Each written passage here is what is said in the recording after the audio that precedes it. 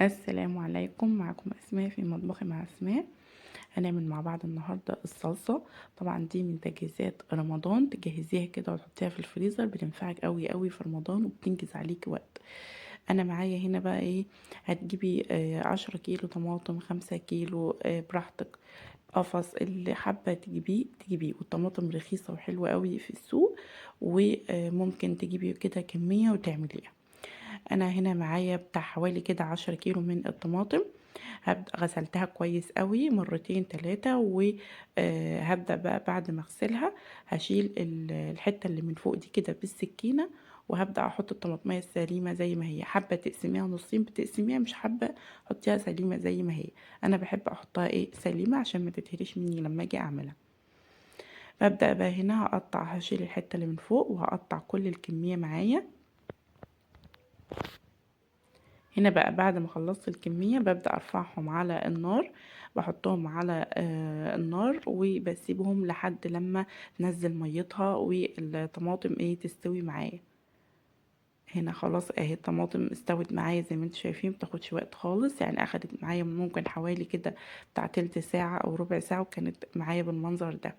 بتنزل بقى المية اللي فيها كلها، وخلاص تلاقي الطماطم بقى يعني تحطي فيها الشوكة كده تغرز معاكي وتبقى مهرية كده معاكي اهي زي ما انتم شايفين.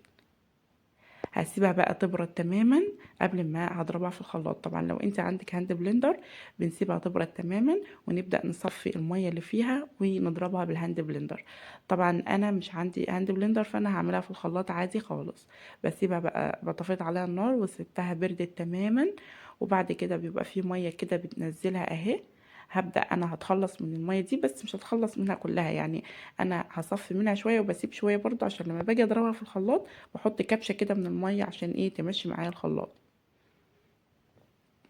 صفيت بقى شوية من المية، وهبدأ بقى ان انا هحط كده ايه في الخلاط. يعني بملى كده حوالي 3/4 الخلاط، وباجي في الاخر بحط كده كبشة من المية بتاعة الصلصة عشان تمشي معايا الايه الخلاط. هضربهم بقى في الخلاط، وببدأ احطهم بقى في اي حاجة جنبية كده بلاستيكية لحد لما اخلص كل الكمية. وبعد كده ببدأ ارجع الصلصة تاني في الحلة. هضرب بقى كل الكمية وهرجع لكم اهو. بعد هنا بقى ضربت كل الكمية، دول كان اخر شوية معايا، وكان حطيت فيهم اخر شوية مية باقيين. وهبدأ هنزل بقى بالصلصة اللي انا ايه عملتها كلها، ضربتها في الخلاط. هرفعها بقى على النار لمدة لا تقل عن 10 دقايق. قبل ما ارفعها على النار هحط فيها ايه، هحط معلقة كبيرة من الملح، وهحط معلقة كبيرة من السكر. معلقة السكر هنا بتعادل لي الحموضة اللي في الطماطم، ومعلقه الملح طبعا عشان نظبط الملح بتاعها، طبعا ما نملحهاش قوي. هبدا بقى ان انا هقلب السكر مع الملح وارفعهم على النار. في المرحله دي ببدا اهدي النار عليها خالص، عشان الصلصه لو عليت عليها النار هتطرطش كده على البوتاجاز، بهدلك البوتاجاز. فبهدي النار عليها خالص، واول ما تبدا تغلي بقلب فيها كده وبسيبها لمده 10 دقايق، وبعد كده بطفي عليها النار وبسيبها تبرد تماما. وبعد كده ببدا اكيسها في الاكياس وبحتفظ بيها في الفريزر.